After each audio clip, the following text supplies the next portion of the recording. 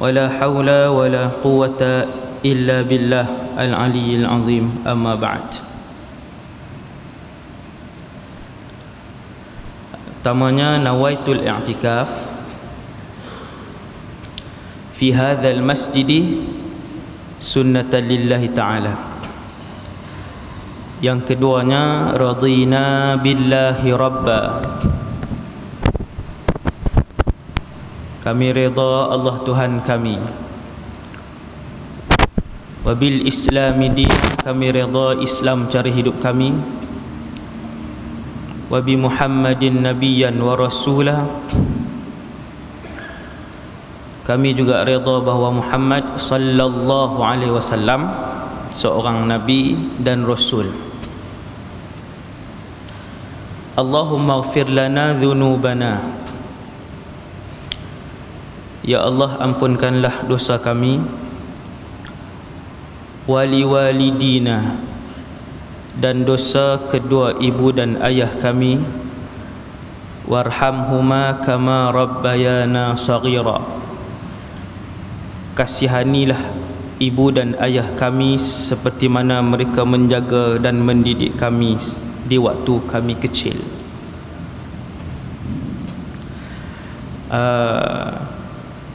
Syukur kepada Allah Subhanahu wa ta'ala.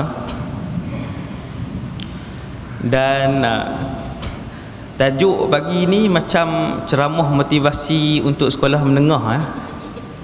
Ibu kan, sekali pandang nampak macam, alah ustaz, tak larat dengar lah ustaz tajuk ni. Banyak dah ustaz tajuk ni. Tajuk ni orang kata senang lah ustaz tajuk ni, tak ada masalah apa. Sebab dia tajuk ibu lah. Bulan lepas kita tajuk ayah. Walaupun tak habis pun perbahasan tentang ayah, tak masuk tanggungjawab pun bulan lepas. Tanggungjawab seorang ayah yang tu yang paling penting. Begitulah juga pada pagi ini. Saya tak tahulah sempat habis ataupun tidak. Dalam keadaan jadual yang sangat padat dan banyak benda lah yang nak kena fikir. Jadi saya cubalah pada pagi ini untuk menyampaikan amanah Rasulullah sallallahu alaihi wasallam, dan yang lebih penting daripada tu adalah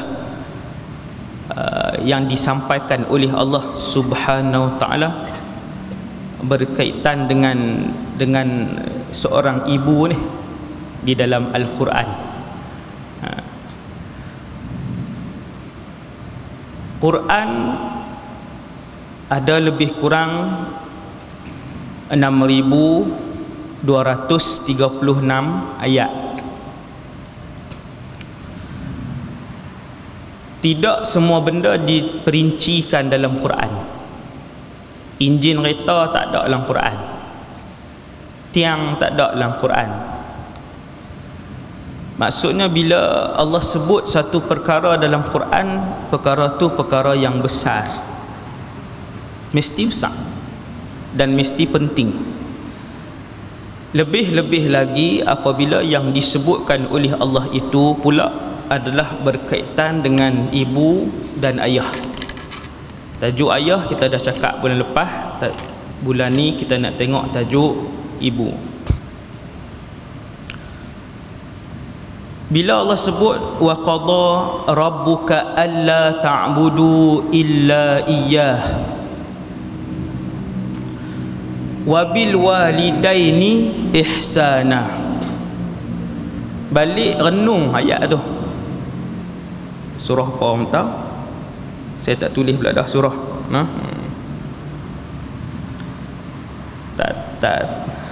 Tak study tadi ni elok-elok kan. Balik cuba buka ayat ni. Ayat ni dan banyak lagi lah ayat lain. Ayat tentang mak ayah dalam Quran. Allah Ta'ala sebut wa qada rabbuka alla ta'budu illa iyyah Allah sudah pun menetapkan bahawasanya satu perkara yang wajib dilakukan oleh semua orang Islam,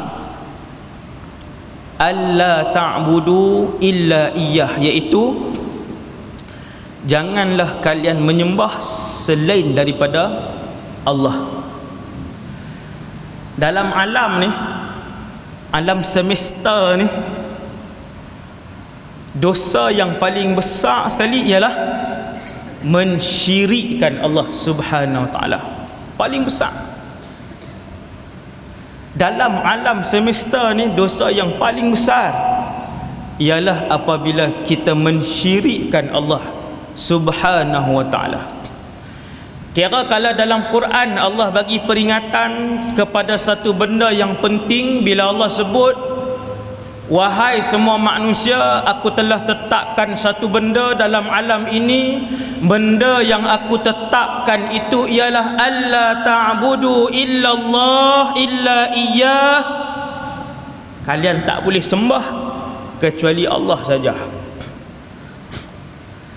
Lepas pada ayat illa iyyah, tak masuk ayat yang kedua, masih lagi ayat yang sama, berulang kali dalam Quran. Allah ulang berkali-kali dalam Quran. Lepas Allah bagi peringatan untuk mengesahkan Allah, selepas Allah bagi peringatan untuk menyembah hanya Allah, pemilik dan pencipta alam, Allah sebut satu benda, wabil walidaini ihsana, dan hendaklah berbuat baik kepada ibu dan ayah. Besar. Kita boleh sebut, Allah Ta'ala boleh sebut dalam Quran beribu-ribu nasihat lain, beribu-ribu nasihat lain. Janganlah kalian mensyirikkan aku, dirikanlah salat, kan nasihat. Janganlah kalian mensyirikkan aku, berpuasalah dalam Ramadan, rukun Islam. Janganlah kalian syirikkan aku, cintailah Rasulullah, Rasul aku. Itu antara benda besar. Janganlah kalian mensyirikkan aku. Ada ribu nasihat, ada beribu nasihat. Siapa rajin renung Quran, kita tengok Allah Ta'ala sebut, janganlah kalian mensyirikkan aku, wabil walidaini ihsana, dan berbuat baiklah kepada ibu dan ayah. Pasipa?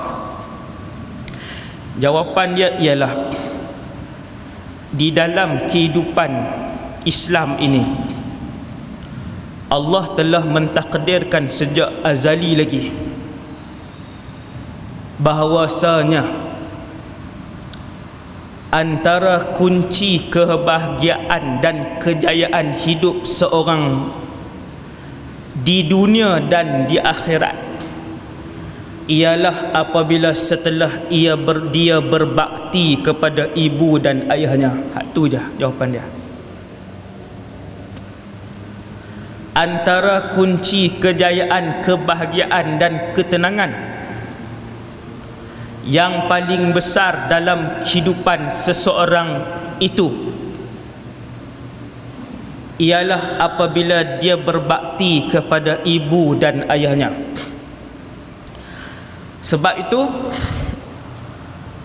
Al-Imam Sayyiduna Abdullah ibnu Abbas, turjumanul Quran,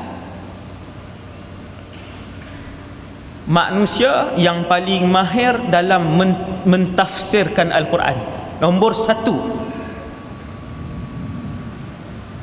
Kalau orang tanya siapakah wanita di kalangan umat Nabi Muhammad yang paling alim, Sayyidatuna Aisyah. Kalau orang tanya siapakah di kalangan umat Nabi yang paling pandai dalam ilmu faraid, bukan di kalangan sahabat, di kalangan semua,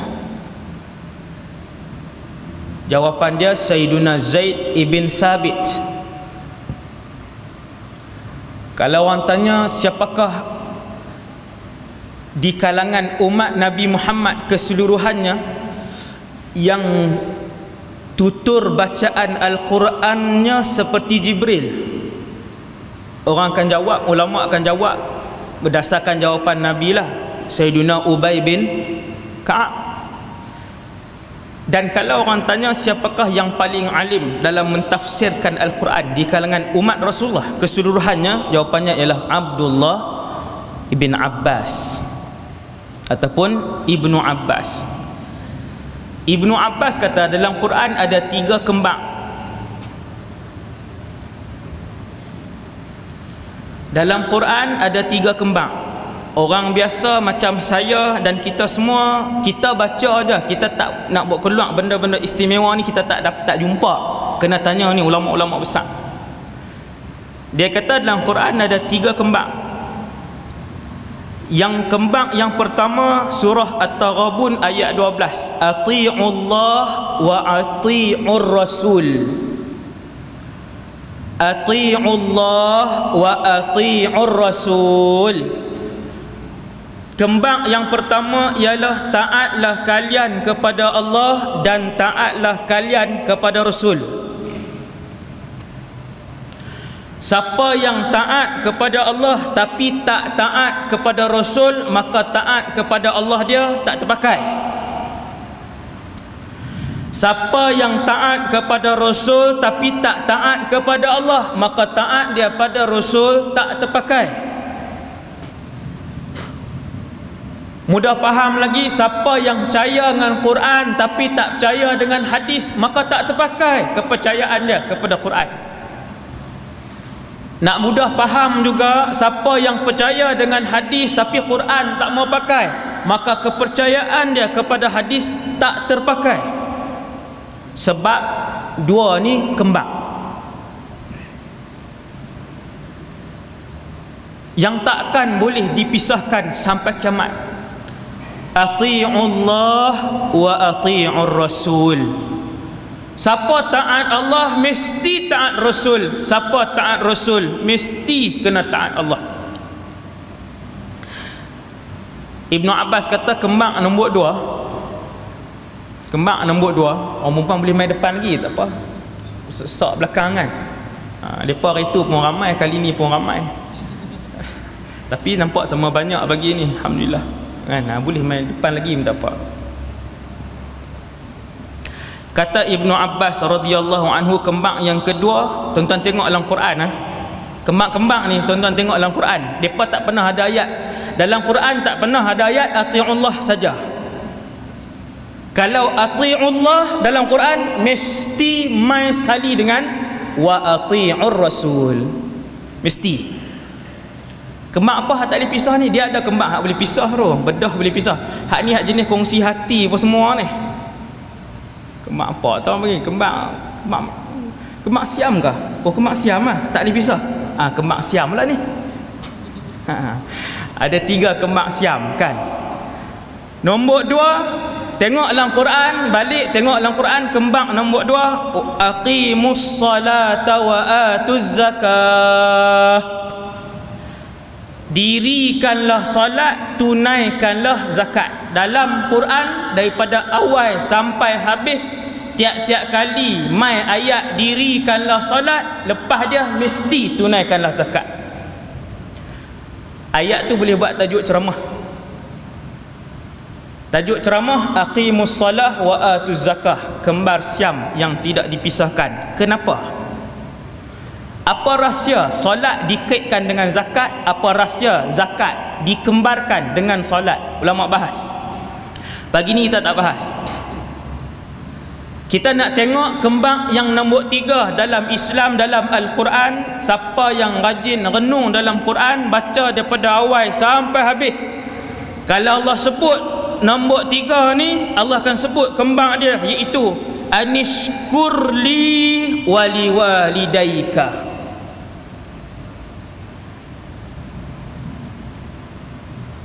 Hendaklah kalian berterima kasih kepadaku dan kepada kedua ibu dan ayah kamu.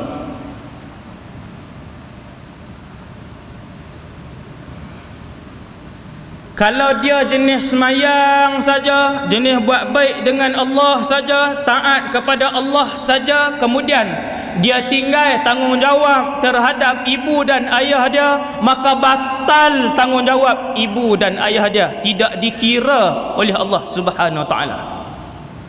Hak ni undang-undang alam. Hak ni undang-undang alam. Siapa pun ibu dan ayah kita, ini undang-undang yang Allah telah pun cop. Undang-undang ini telah pun dimaktubkan oleh Allah Subhanahu wa taala semenjak azali sehinggalah kiamat. Sampai kiamat. Jangan perang dengan mak dan ayah, jangan berperang. Siapapun mereka dan apapun kejahatan yang mereka buat. Sebab kedudukan ibu dan ayah dalam kehidupan seorang anak telah pun dimaterikan oleh Allah Subhanahu wa taala bahawa wajib dia menghormati dan mentaati mereka. Habis, full stop. Hari ni ramai yang berperang dengan mak ayah ni, ramai. Yang tak puas hati dengan mak ayah ni ramai. Yang ada krisis dengan mak dengan ayah ni ramai. Kuliah dia mai, tapi dah 18 tahun tak cakap mak dengan ayah. Pi buat umrah tiap-tiap tahun, tapi dia ada masalah besar dengan mak dia. Akhirnya selepas 8 tahun duk main masjid, duk semayang, dia duk berasa tak tenang di situlah, walaupun mak dia jenis tak pernah semayang. Tetapi ketahuilah, ibu ni walaupun dia kafir, dia tetap wajib dihormati dan dia tetap wajib ditaati. Tak ada pilihan, tak ada pilihan, taklah perang lah. Jangan tarik muka, jangan dendam. Buatlah banyak mana pun ibadat dengan Allah Subhanahu wa taala. Bangun malam sampai bengkak kaki pun kamu tidak akan mendapat ketenangan sekiranya kamu ada krisis dengan ibu yang mengandung dan melahirkan kamu. Bis. Jangan. Pasal apa ustaz? Pasal Allah cop dah, tak boleh. Tuhan cop dalam Quran. Wa qadha rabbuka alla ta'budu illa iyyah wa bil walidaini ihsana. Apa maksud qadha rabbuka? Kami dah pateri dah hukum tu. Allah Ta'ala kata kami sudah meteraikan peraturan itu.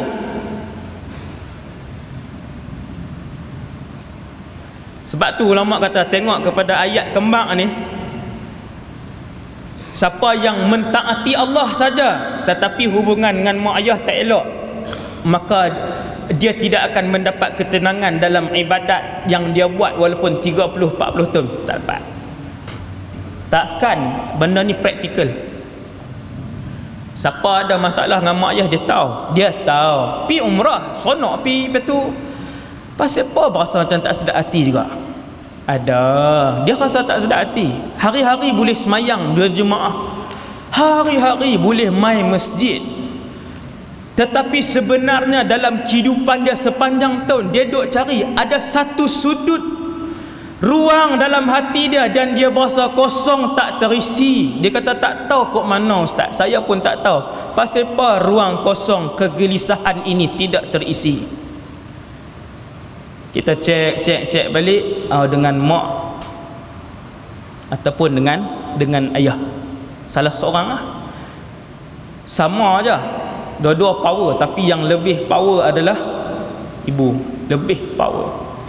Sebab tu hadis yang masyhur bila seorang sahabat mai tanya, ya Rasulullah, man ahaqqun nasi bi husni sahabati. Dia kata, ya Rasulullah, aku ni dalam hidup aku, siapa yang paling aku kena baik?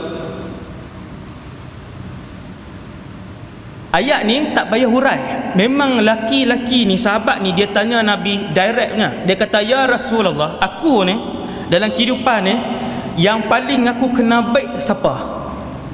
Nabi kata, ummuka. Hak tanya tu laki-laki. Nabi kata, ibu kamu. Hadis ni semua orang tahu. Saya ulang division je pagi ni. Nabi kata mak. Selepas Allah Rasul, Nabi kata ibu kamu. Dia kata ya Rasulullah, selepas aku berbuat baik dengan ibu aku, kemudian siapa? Nabi kata ummuka, ibu kamu. Dia ulang lagi soalan, ya Rasulullah, siapakah manusia ketiga yang mesti aku buat baik? Nabi kata ummuka, ibu kamu. Rajinnya sahabat ni, dia tanya kali keempat. Dia kata ya Rasulullah, siapakah manusia keempat yang paling aku kena buat baik dalam dunia ni? Nabi kata abuka, bapa kamu. Ayah duk nombor 4. 3 kali ulang. Quran dengan hadis Nabi tentang kedudukan ibu tiada tolak bandingnya.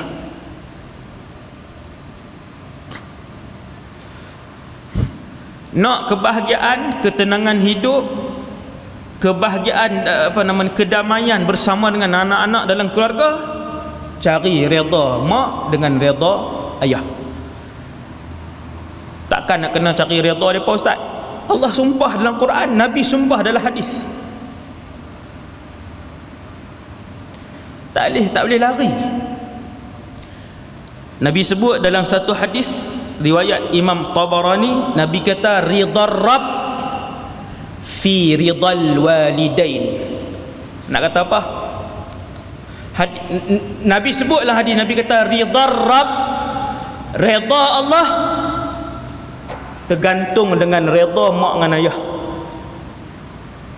Dia kembang benda tu kembang. Mustahil sekalipun kamu adalah manusia yang paling banyak beribadat di atas muka bumi Allah, tapi kalau kamu berseteru dengan ibu dan ayah kamu, seluruh ibadat kamu tidak dipandang oleh Allah Azza wa Jal. Tajuk ni rukun hidup sebenarnya, walaupun tajuk dia simple, tajuk ibu je, tapi dia rukun hidup. Rukun hidup. Bila Nabi kata ridar Rabb, apa maksud ridar Rabb? Redha Allah fi ridal walidain, tertakluk kepada redha ibu dan ayah kamu. Ustaz nak kena tengok tak mak ayah dia ni jenis semayang ke je? Tak tengok. Ingat nah, Tuhan tak tengok mak tu jenis satu aurat ke, mak tu jenis tak semayang ke. Allah nak tengok ketaatan kita. Selama mana mak dengan ayah tak suruh buat benda yang melanggar syariat, selama mana mak dengan ayah tak suruh buat benda yang langgar syariat. Mak tinggal seorang, kita anak tunggal. Bila mak dah 60 lebih, mak sakit, mak kata kat kita, mai dah duduk dekat-dekat, arahan walaupun mak tak sebut, aku arahkan sebagai satu-satunya ibu kepada kamu dalam alam ini, untuk kamu balik sesegera mungkin. Dia tak sebut yang tu. Cuma mak bila 60 lebih, kita pula anak tunggal, mak duk sakit, mak kata kalau mailah duk dekat sikit dengan mak, boleh tengok mak. Jelas dah sebut tu. Dia tak balik, dia tetap duduk jauh juga. Hak tu bahaya. Hak tu dia tak aman mana, kehidupan dia tidak bahagia mana pun. Duit tak pernah cukup, anak-anak sentiasa buat perangai. Bila Nabi kata ridar Rabb fi ridal walidain, redha Allah tertakluk dengan redha ibu dan ayah, wa sakhatuhu fi sakhatihima, dan kemurkaan Allah apabila murka ibu dan ayah. Hak dosa kita dengan Allah, dia asing pula. Kalau kita buat satu dosa membuatkan Allah murka, hak tu Allah murka lah. Ada satu lagi keadaan, kita tak buat apa pun dengan Allah Ta'ala ni, semayang semua elok, jaga semua elok, semayang kita elok, aurat elok, pergi haji apa semua, buat keluar zakat, puasa Ramadan pun 100 yang markah, tapi ada masalah apa? Ada masalah dengan mak, maka Allah tak redha juga. Sebab apa? Sebab nak Allah SWT ikat, nak boleh redha Allah kena lalu satu pintu utama, iaitu nama pintu tu pintu redha ibu dan ayah. Apabila buat satu benda yang membuatkan mak dengan ayah murka, marah teruk dengan kita, maka kemurkaan mak kita pada pukul 9 pagi itu, 9 pagi itu jugalah, tanpa ditambah satu saat pun, ketika 9 pagi itu jugalah Allah akan murka ke kita.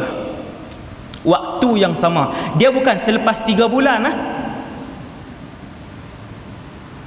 Hari ni mak kecil hati dengan kita, mak marah dengan kita, kita buat dosa besar dengan mak kita, bertikam lidah dengan ibu kita pukul 8.30 pagi, tikam lidah, angkat suara, maki dia 8.30, tu juga Allah murka dengan kita. Sama. Kecuali mak tengking kita, kita cakap elok dengan dia. Mak marah-marah kita, mak tak mau, kita tutup aurat. Sebab mak duk biasa pi parti apa sebagainya ni pi celebrate apa semua ni kan, duk pakai ketat-ketat, mak pun duk pakai gincuri 50 lebih. Mak pun duk pakai shadow apa semua baju ketat ni. Bila dia ajak kita, mak ibu kita ajak kita, ibu kita kata hampir tukar baju. Si anak bertegas, ibu ini pakaian Islam yang adik belajar. Mak dia pun cerakah dia, pi tukar juga, marah dia. Dia cakap dengan baik, dia kata, ibu, adik tak boleh tukar, ini pakaian yang Allah redha. Waktu tu seorang anak yang tidak mentaati ibunya dalam perkara maksiat, dia tidak dimurkai oleh Allah Azza wa Jalla dalam perkara maksiat. Tapi kalau benda lain, walaupun benda tu harus, maka dia mesti mentaati ibu dan ayah dia walaupun benda tu harus.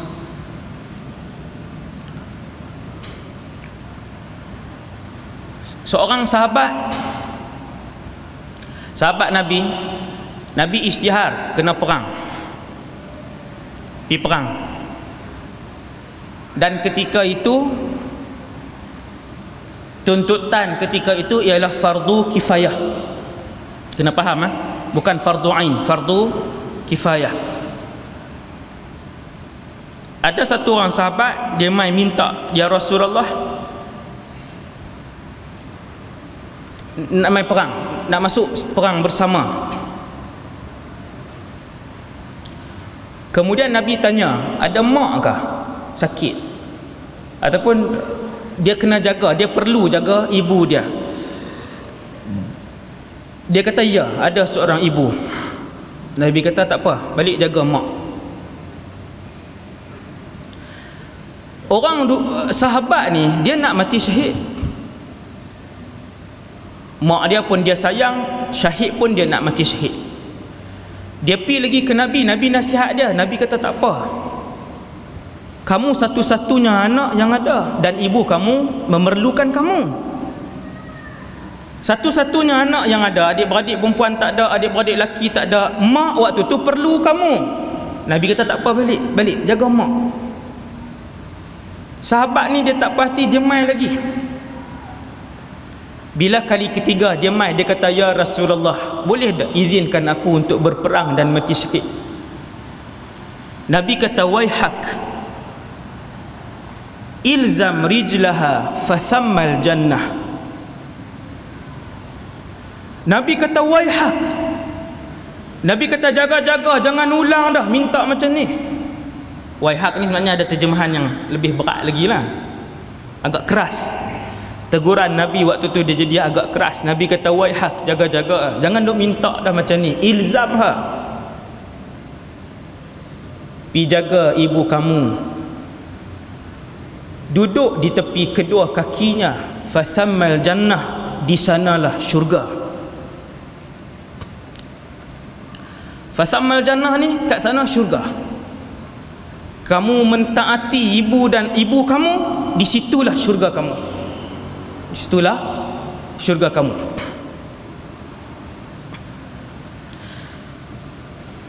hari ni yang pertama tak sah saya muhasabah. Saya muhasabah yang pertama tadi, ramai orang hari ni ramai ada orang stres tuan-tuan. Hari ni stres hidup ramai, stres lah.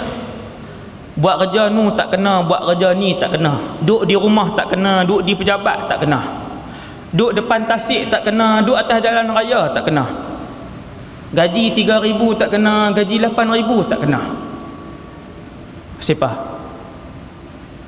Pasal balik pi jenguk mak ayah setahun sekali. Jaga-jaga. Selain daripada jaga solat, tutup aurat, dia benda wajib hak lain. Kan banyak tuan hak lain apa dia? Yang paling tiap-tiap hari apa dia? Sembahyang tiap-tiap hari. Hak tuan-tuan nak kena jaga hari-hari, setiap hari nak kena jaga apa dia? Solat. Lain pada tu aurat.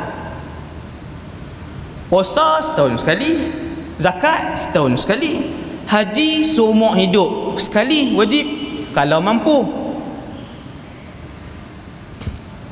Maka selain daripada kita solat, kita jaga aurat. Nombor 3 hak kita terlepas pandang yang membuatkan kita gusar setiap hari ialah menunaikan tanggungjawab sebagai seorang anak. Setahun sekali. Tu pun kalau kena tahun tu giliran rumah suami, tak baliklah rumah mak kita. Kalau tahun tu kena giliran isteri, tak baliklah hak suami ni, tak baliklah rumah mak dia. 2 tahun baru jumpa. Lepas tu dia duduk heran. Siapa dia kata semua serba tak kena. Serba tak kena sebab dia tinggal hak punca tu. Besar, punca yang paling besar, yang mana punca itu terletak pada punca itu redha Allah dan kemurkaan Allah.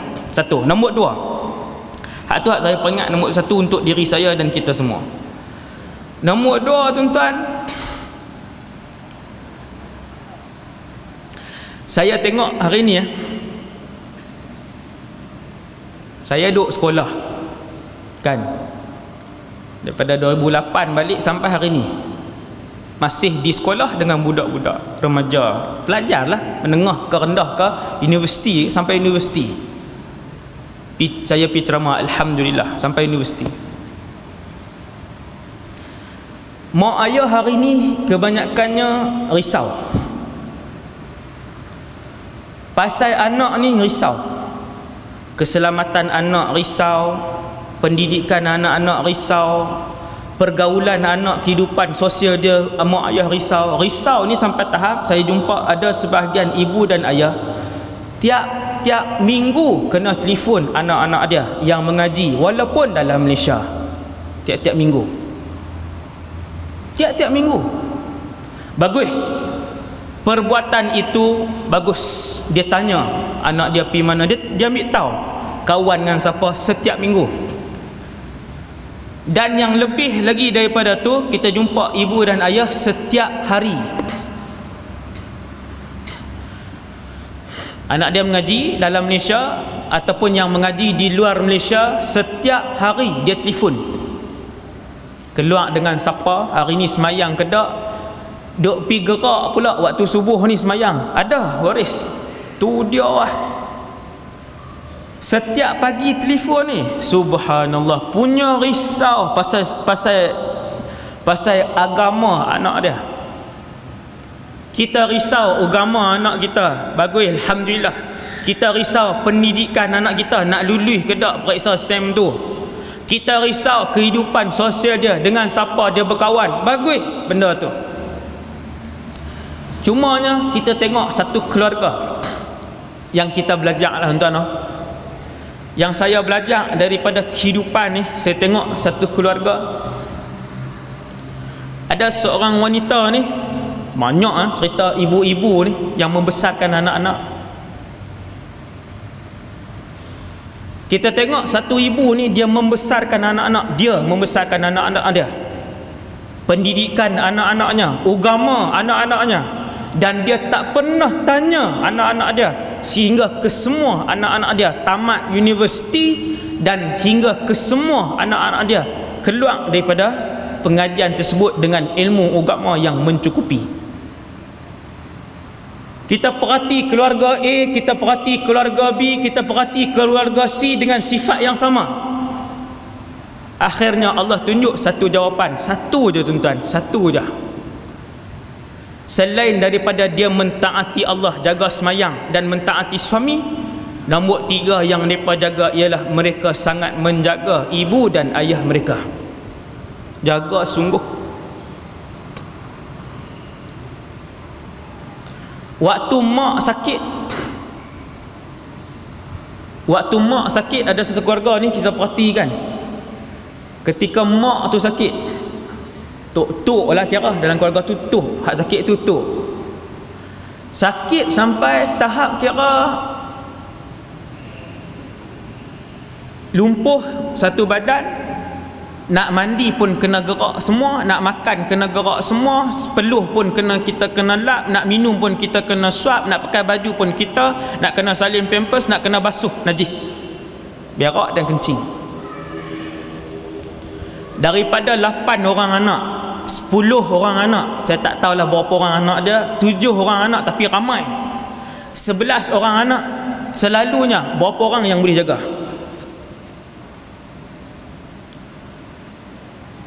Maha penyayang Allah Azza wa Jal, Allah akan gerakkan salah seorang daripada anak hak ramai ni, dia akan ada seorang anak yang paling taat, yang paling kasih, yang paling jaga mak hak sakit ni.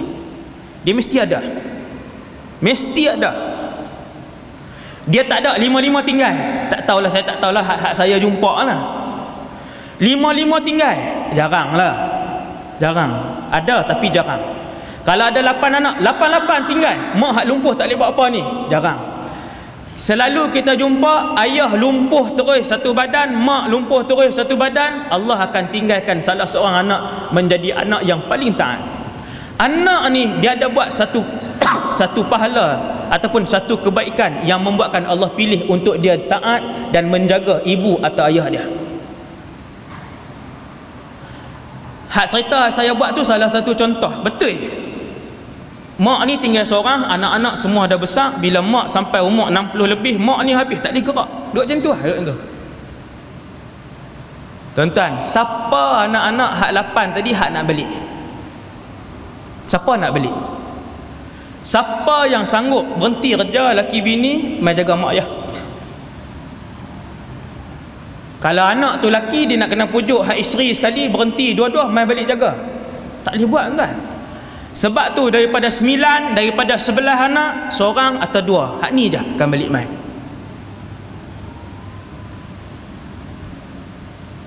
Apabila salah seorang anak perempuan ni, makcik ni, anak pada tok tak sat, dia balik, semua anak-anak heret. Piduk rumah pusaka tu, rumah tok, piduk tang tu, senang tak? Allahu Akbar. Senang ke nak tinggal tu? Nak tinggal kerja, nak tinggal apa? Balik. Hak lain semua tak balik. Ada giliran je, setahun seorang sekali. Mai jaga 3-4 hari, lepas tu habis, tu balik. Bila satu orang ni dia buat keputusan, dia yang balik mai. Dia yang balik mai, bawa semua ahli keluarga duduk di situ, jaga.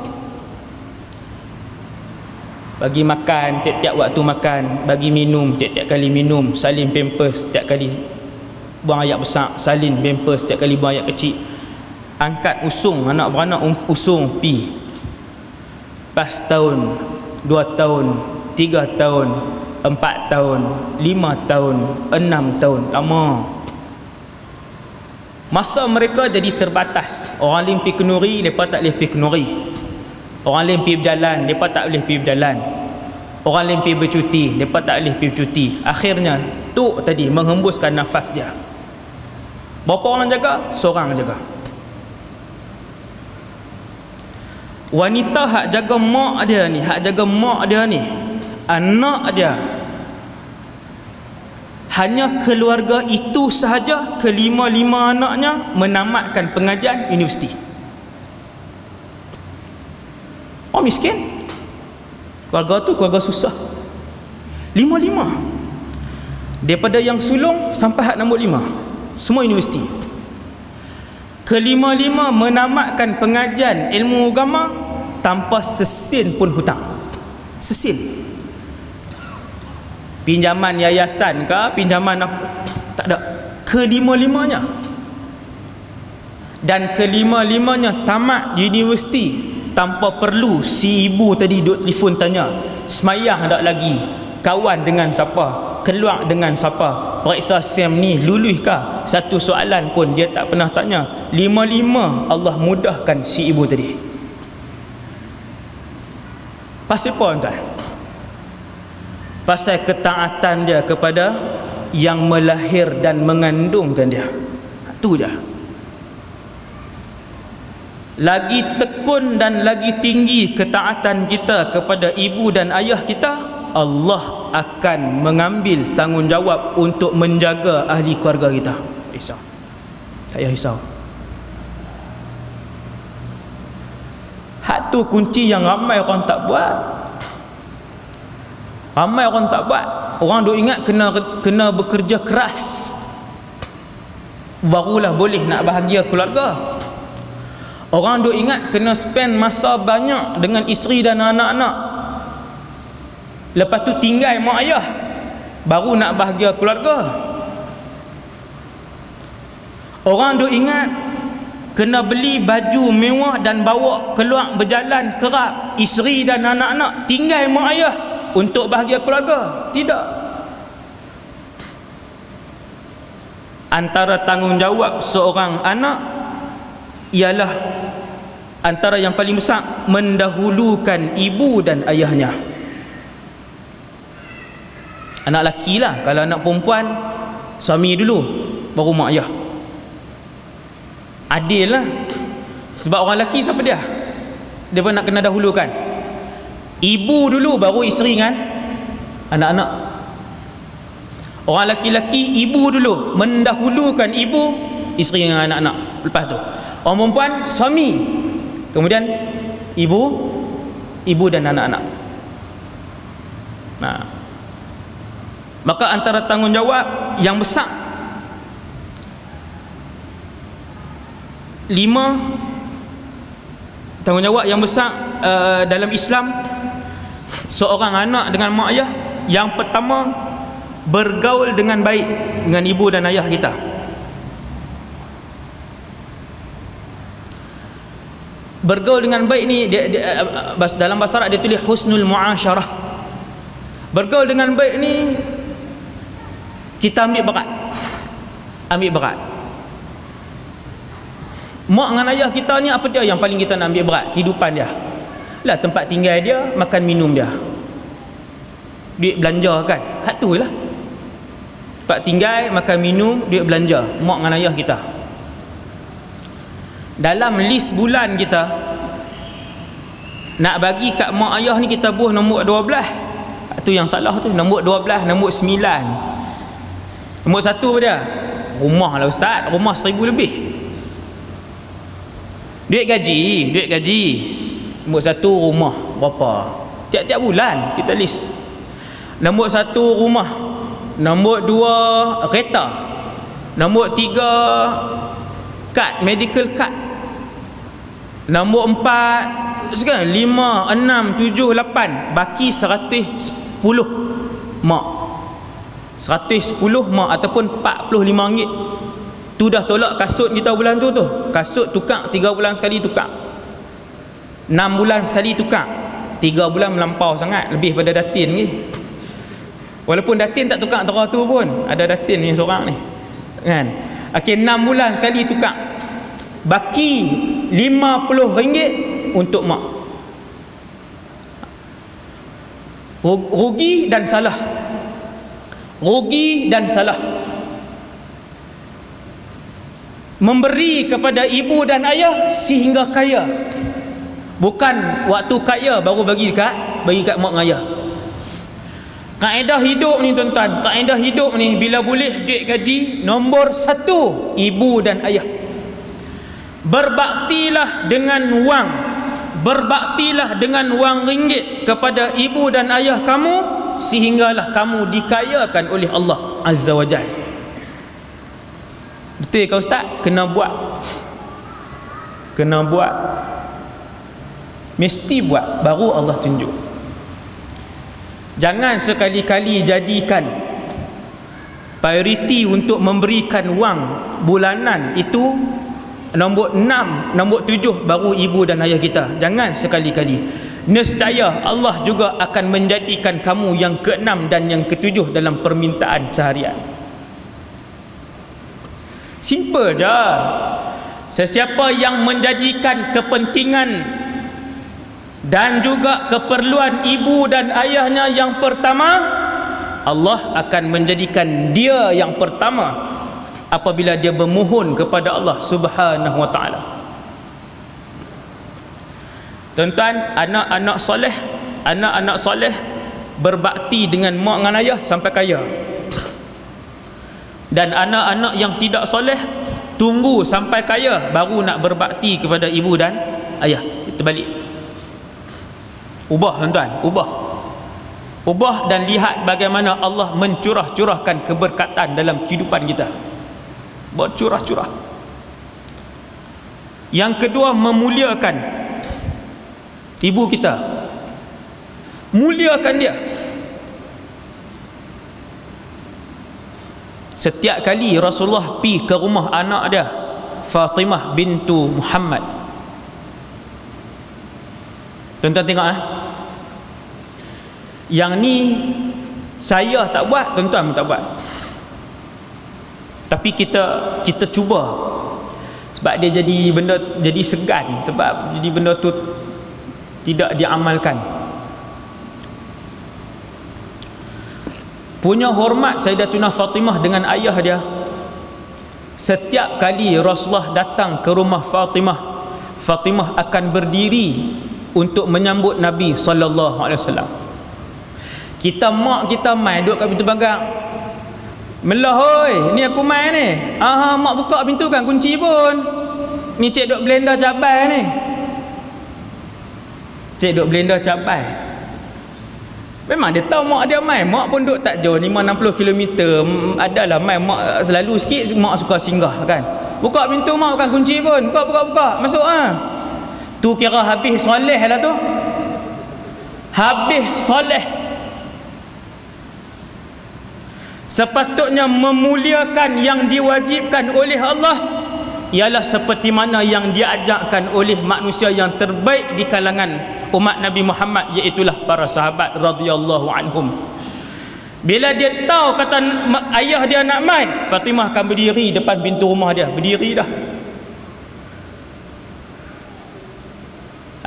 Ayah aku mai. Kalau mak lagi lah, tapi dah mak meninggal awal. Sayyidatuna Khadijah meninggal awal. Rupa-rupanya Rasulullah pun sama. Bila Nabi nampak Sayyidatuna Fatimah mai, nampak daripada jauh, Nabi berdiri siap dah. Marhaban bibnati, marhaban bibnati. Oh, anak perempuan aku mai. Nabi pun macam tu. Kita pak kita mak kita best korang kita 2 kali 5, sebab tu buat pun sama. Tu nak tiru siapa? Nak tiru perangai siapa kita ni? Tiru perangai para sahabat radhiyallahu anhum dan tiru perangai Nabi sallallahu alaihi wasallam. Abu Hurairah selalu kita dengar, tapi kita tak pernah dengar dia dengan mak dia. Abu Hurairah radhiyallahu anhu tiap kali nak musafir, dia duduk sini, mak dia duduk apa nama ni, Taman Brown. Sini Taman Pak tau. Ini Sungai Gelugong, mak duduk Taman Brown. Contoh Abu Hurairah tiap kali nak keluar musafir, dia akan bawa kenderaan dia pergi rumah mak dia. Dia akan berdiri depan pintu rumah. Assalamualaikum ya ummah wa rahmatullahi wa barakatuh. Kesejahteraanlah ke atas kamu wahai mak sayang, kata Abu Hurairah. Wa rahmatullah, dan rahmat Allah, wa barakatuh, serta keberkatan daripada Allah. Setiap kali nak musafir, satgi mak dia pun keluar, mak Abu Hurairah. Wa alaikassalam ya waladi wa rahmatullahi wa barakatuh. Aku juga doakan kepadamu kesejahteraan, wahai anakku, dan kerahmatan daripada Allah serta keberkatan daripada Allah. Tu bagi salam kat mak tu. Bagi salam kat mak. Assalamualaikum ya ummah wa rahmatullah. Ummah tu ibu sayang, ibuku sayang. Mama lah kita, mami lah, mami. Mami mak ke di sini? Mami mak ke? Ha? Mami tok? Tak tahu no. Bukan mama kan? Saya pun tak reti ke kan. Ni panggilan manja kita ni. Panggilan manja kita ni. Hak mak pun jawab macam tu juga, mak Abu Hurairah. Patutlah barakah hidup para sahabat ni, patut barakah. Sebelum pi, Abu Hurairah akan kata, rahimakillah, wahai ibu, semoga Allah merahmati kamu, kama rabbaitani saghiran, seperti mana ibu membesarkan dan menyayangi aku ketika kecil. Kita sebut tak? Kita doa hak belakang pun tak sebut. Hai ustaz, lepas mayang kami berdoa. Berdoa apa habis mayang terus mengkit keluar?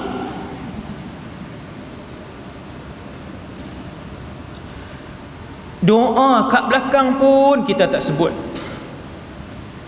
Ulama kata nak tahu kamu ni anak soleh ke tak? Siapa nak tahu dia anak soleh ke tak? Cuba muhasabah, lihat dalam kehidupan sehariannya berapa kali dia mendoakan ibu dan ayahnya. Kaedah ulama kata nak tahu kamu anak soleh atau solehah ataupun tidak, lihat dalam kehidupan seharian kamu berapa kali kamu mendoakan ibu dan ayah kamu ketika mana mereka sudah tidak ada lagi ataupun waktu mereka masih hidup. Pasal apa ulama cakap macam tu? Ulama ambil daripada hadis Nabi. Nabi kata ada 3 cara untuk ibu dan ayah kita dapat pahala ketika mana mereka telah meninggal dunia. Nombor 3, awaladin salihin yad'ulah, ataupun seorang anak soleh. Apa dia buat? Waktu mak dengan ayah mati, anak soleh buat apa? Yad'u lahu, anak soleh yang mendoakan ibu dan ayah.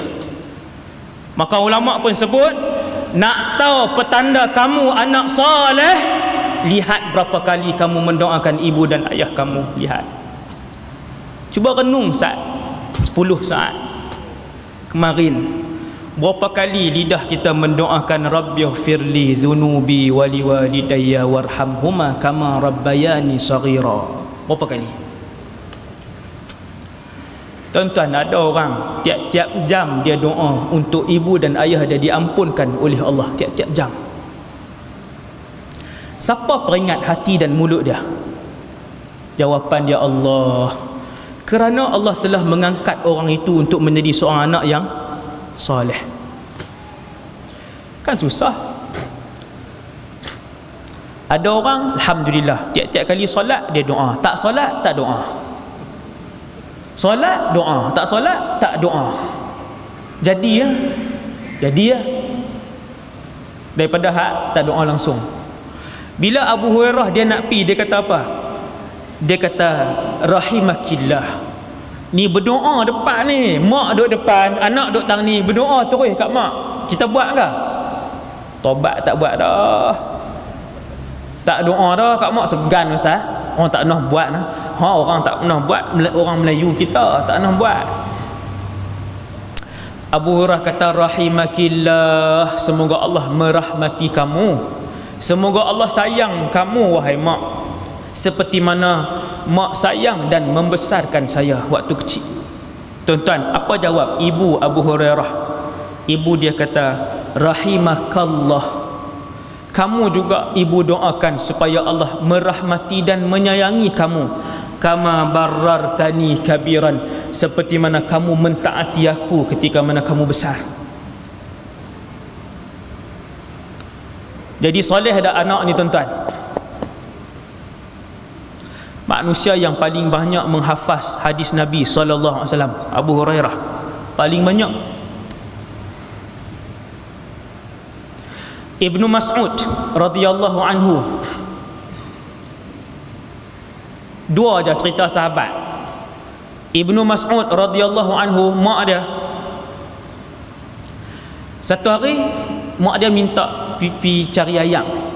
Lepas tak ada kowe dalam rumah, kowe tak ada, paip ayam tak ada, kena pergi ambil ayam bersih ni jauh. Ibnu Mas'ud, mak dia panggil, pergi ambil ayam kat mak saya, mak nak minum. Dia pun pi, bukan macam kita jauh, pi. Bila balik mak dah lena. Banyak kan cerita ni. Yang ni juga terjadi kepada Ibnu Mas'ud. Bila balik tengok-tengok mak dah lena. Orang tua-tua ni tidur awal ke tidur lambat? Tidur awal. Hak tidur lambat ni penyakit. Hak penyakit macam mana? Hak jenis memang suka lepak kat luar ni, hak ni memang tak normal lah. Umur 60 lebih dah, dia suka meronda, menilau. Hak jantan cara jantan suka duduk di kedai kopi. Pukul 11 12, umur 60 lebih dah. Hak ni tak normal. Memang tak normal. Majoriti orang-orang berumur ni dia suka tidur, dia memang tidur awal. Memang dia tidur awal 9.30 10 lena dah. Kan kita nak jumpa mak kita malam kena pergi awal, kita tahu dah 10 lena lah, memang lena. Memang ngeroh dah lah kerah. Kan? Hak perempuan pun hak jenis suka tidur lambat saja, suka pergi berjalan rumah orang, suka pergi. Orang muda pergi uptown, dia pergi uptown juga. 60 lebih dia pergi uptown cari pam, tak tahu. Kasut sukan banyak. Baju sejuk. Tapi ada hak jenis suka tidur lewat ni. Bila Ibnu Mas'ud, sahabat Nabi, alim sahabat ni, ulama di kalangan sahabat Nabi ni, punya alim. Dia bawa balik ayam, mak lena. Nak gerak, ganggu mak tidur. Nak balik, sekali lagi mak jaga haus ayam. Dia tunggu di kepala mak dia hatta al-fajri, sehinggalah masuk waktu subuh. Sampai dekat-dekat nak azan subuh, barulah mak dia jaga. Mak dia pun tengok si anak tadi duk tunggu lagi. Punya taat dengan mak. Kita kalau ayah suruh beli kopi air lah bungkus, balik-balik lena, dia sangkut-sangkut tu dia belah balik. Nak minum kopi air sejuk tu ke esok, nak minum hak tawar ke, punya pasal kan. Ataupun balik dia tengok lena tidur kan, dia gerak ni, bam pintu. Ayah tadi pesan nak minum, semangat, ni lena pula. Dia kata macam tu je. Allahu Rabbi, kita tak jaga punca redha Allah tu, kita manusia hari ni tak jaga. Jerkah mak ayah guna perkataan kesat ni dalam mana-mana keluarga pun kita boleh tengok hari ni. Inna lillahi wa inna ilaihi raji'un. Jerkah mak ayah buat keluar perkataan kesat ni jadi biasa dah. Hampir tiap-tiap keluarga ni ada wakil. Dia tak tahu waktu dia jerkah, mak tu jadi marah, mak tu jadi kecil hati. Waktu tu juga Allah murka dengan kehidupan dia. Tak usah duk menega besar mana lah. Kalau ketika Allah Ta'ala murka, tak usah banyak duit taruh mana lah. Dia ada kemungkinan untuk banyak duit, dia ada kemungkinan untuk banyak anak, dia ada kemungkinan untuk banyak syarikat, tetapi dia mesti tidak ada kebahagiaan dan ketenangan hati. Dia mesti tak ada. Ramai orang tak pernah balik berbelas-belas tahun ziarah mak ayah tapi kaya. Ramai orang konflik bergaduh dengan ibu dan ayah dia. Anak ramai 5-6 orang, dia kata tak ada apa pun. Sebenarnya dia pendam satu benda. Ada satu sudut besar dalam hati dia kosong. Kekosongan tu tertulis keserabutan hidup. Dia duduk depan 2-13 ribu tapi dia duduk serabut tang, dia rasa kosong. Tak boleh. Sebab dia tak ambil hak kunci kebahagiaan tadi ni. Mak ni tuan-tuan, 10 minit ni saya berhenti. 10 minit ni saya berhenti. Ibu ni, kalau tuan-tuan renung macam saya sebut pada bulan lepas, Allah Ta'ala bagi kat kita ayah seorang ayah.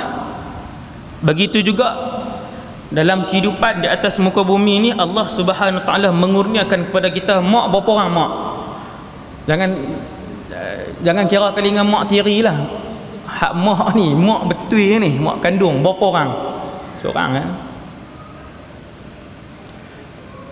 Dalam alam ni semua orang ada mak kecuali 2. Siapa boleh jawab? Balik lah juga. Kira boleh balik awal lah, saya tak kata apa, hak boleh jawab. Dalam alam ni semua manusia ada ibu kecuali 2, Nabi Adam dengan Hawa. Ada mak. Lepas tak ada mak, kita semua ada mak. Dan dalam alam ni semua orang mak seorang, termasuk Nabi Isa mak dia siapa pun. Semua rasul mak seorang aja. Tuan-tuan yang dirahmati Allah, mak ni kalau taat kepada Allah, kita taat kepada Allah, maka kita dengan mak kita akan duduk selama-lamanya di dalam syurga Allah Subhanahu Wa Ta'ala, duduk sekali sampai bila-bila. Hak ni yang kita nak. Hak mak hak duduk dunia ni, hak mak kita hak Allah pilih atas muka bumi ni, ayah kita hak Allah pilih atas muka bumi ni, hak tak ada pilihan, kita tak boleh buat pilihan. Mak dengan ayah itulah yang kita minta, yang kita berdoa masuk pi sampai dalam syurga. Cumanya di padang mahsyar, sebab kalut terlampau, disebabkan kalut terlampau-lampau di padang mahsyar, semua orang sibuk dengan keadaan masing-masing, maka anak tengok mak tak beralih ke anak, mak beralih kot lain. Mak pun tengok anak, si anak pun beralih kot lain juga. Punya kalut. Kan Allah sebut apa nama ni, yauma yafirrul mar'u min akhi. Ayat Quran kan, a'udzubillahi minasyaitonir rajim. Yauma yafirrul mar'u min akhi. Padang mahsyar esok, abang dia tengok adik dia kalih kot lain, adik pun kalih kot lain. Sebab apa? Sebab kekalutan mahsyar, kedahsyatan mahsyar, kepanasan mahsyar, kesempitan ruang di mahsyar. Semua orang ada tempat tak kaki dia saja. Wa ummihi wa abi. Begitulah juga seorang ibu, apabila dia lihat anak dia paling kot lain, anak pun paling kot lain. Ayah dia tengok anak dia, nampak anak dia, ayah kalih kot lain, anak pun kalih kot lain. Sampailah ayah tadi dihitung amalannya, kemudian dia pun masuk, diberikan buku amalan dengan tangan kanan. Tak masuk syurga lagi, baru jadi orang kata ahli syurga lah ni. Dia pun akan pergi berehat di Telaga Kautsar. Di Telaga Kautsar itulah manusia akan mula bercakap-cakap setelah sekian lama mereka diam membisu di padang mahsyar. Puluhan ribu tahun manusia diam di padang mahsyar. Diam lama, semua orang akan diam lama. Dan ketika di telaga itulah haudun Nabi, disitulah mereka akan mula mengukirkan kembali senyuman. Baru nak senyum, baru nak duduk rehat, dan waktu itulah baru diberikan minuman daripada telaga Nabi sallallahu alaihi wasallam, baru minum. Waktu Rasulullah ni tuan-tuan, banyaknya Rasulullah akan sebut dalam hadis, Rasulullah akan sebut apa? Bertahanlah kalian dengan agama ini sehinggalah kalian bertemu dengan aku di telaga. Siapa cek hadis Nabi, bila Nabi nak berpisah dengan siapa-siapa ke apa, Nabi akan sebut kepada sahabat tu, tetaplah kamu dengan agama ini hatta talqani fil indal haud, sehingga kamu bertemu aku di telaga. Pasal apa? Pasal tang telaga tu lah baru nak mula cakap, nak senyum, nak rehat, nak duduk, nak minum tang telaga tu. mak kita, ayah kita, kita adik-beradik, semua kalau ahli syurga bertemu di telaga tu. Hak ni lah orang kata apa, objektif yang paling tinggi kita beribu, kita berayah. Objektif yang paling tinggi kita beribu dan berayah dalam kehidupan ini ialah dengan ibu itu kita nak capai redha Allah, dengan ayah itu kita nak capai redha Allah Subhanahu wa taala. Dan yang terakhirnya apa nama ni, kisah yang masyhur, seorang ibu pada zaman Rasulullah, mak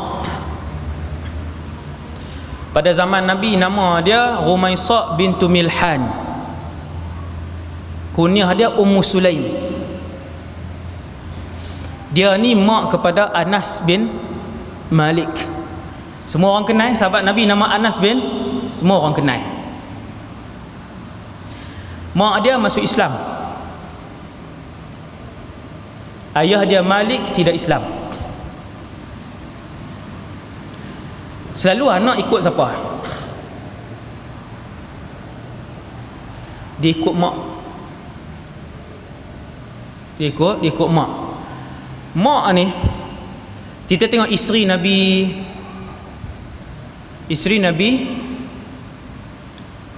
Nuh. Isteri Nabi Nuh Rasul, dia berdakwah. Isteri dia tak mau masuk Islam. Anak Nabi Nuh ikut siapa? Ikut mak. Kuat no, mak ni jangan main-main. Nah. Isteri Nabi Lut Rasul, isteri dia tak masuk Islam. Anak ikut siapa? Ikut mak. Bila Rumaisa ni masuk Islam, si ayah tak Islam, Anas ikut siapa? Ikut mak. Kuat nah. Rumaisa bintu Milhan ajang anak dia mengucap sebelum Nabi mai Madinah. Hebat Ummu Sulaim ni, hebat dia. Sebelum Nabi hijrah mai Madinah, Anas bin Malik dah masuk Islam. Setiap hari dia berlawan dengan suami dia. Ni, suami dia kata kamu telah apa nama ni, dia bahasa dia sabauti ya Rumaisa. Suami dia kata sesatlah kamu ni, dah sesat, dah murtad, dan kamu telah memurtadkan anak aku. Si Anas tadilah. Hak mak tu kata tak, dia tidak murtad, sesungguhnya dia kembali kepada agama fitrah. Hari-hari mak ni ajak hak anak ni darjah 2, satu darjah 2 ni masuk Islam, daripada darjah berapa ni dia akan ajak anak dia sebut la ilaha illallah, ajak anak dia.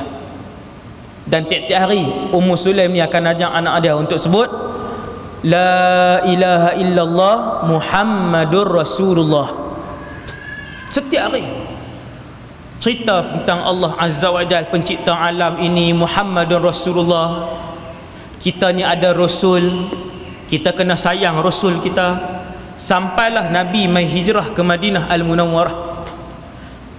Ummu Sulaim dia tak tunggu dah, dia pegang tangan anak dia Anas bin Malik, waktu tu lebih kurang umur 9 tahun, darjah 3. Dia pegang tangan anak dia Anas bin Malik, dia pun bawa pergi depan Nabi sallallahu alaihi wasallam. Dan dia satu-satunya ibu di dalam Madinah yang bawa anak lelaki kecil lagi. Dia pun pergi bagi ke Nabi. Dia kata, ya Rasulullah, ini anak aku Anas, dia pandai menulis dan dia aku serahkan kepada kamu untuk menjadi pembantu kamu, khadam kamu. Orang pakat tengok apa ni anak kecil lagi, bagi duduk dengan Nabi baru umur 9, bagilah ambil UPSR paling kurang, baru hantar pergi mak tahfiz. Ni tak ada masa depan ni. Dia pergi hantar kat ustaz-ustaz, tak ada masa depan ni. Cerdik tak mak ni? Mak ni cerdik. Dia hantar kat siapa? Dia hantar kepada manusia terbaik alam. Dan Nabi mengasihi manusia lebih daripada seorang ibu menyayangi anaknya. Sebab tu siapa duduk dengan Nabi mesti tak mau balik. Mesti tak mau balik. Kanak-kanak mana pun duduk dengan Rasulullah mesti tak mau balik. Nabi manja tapi tak melampau.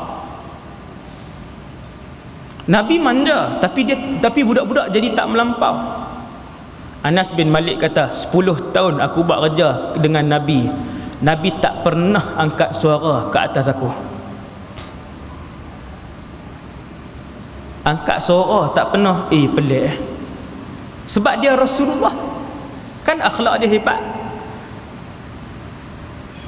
Apabila Rumaisah menghantar anaknya pada hari pertama ke pangkuan Rasulullah untuk bekerja, Rumaisah tahu anak dia bukan bekerja sahaja dengan Rasulullah, tapi anak dia akan jadi murid paling kanan kepada Nabi sallallahu alaihi wasallam. Hak ni mak cerdik. Dia kata, "Ya Rasulullah," ni mak dia kata apa?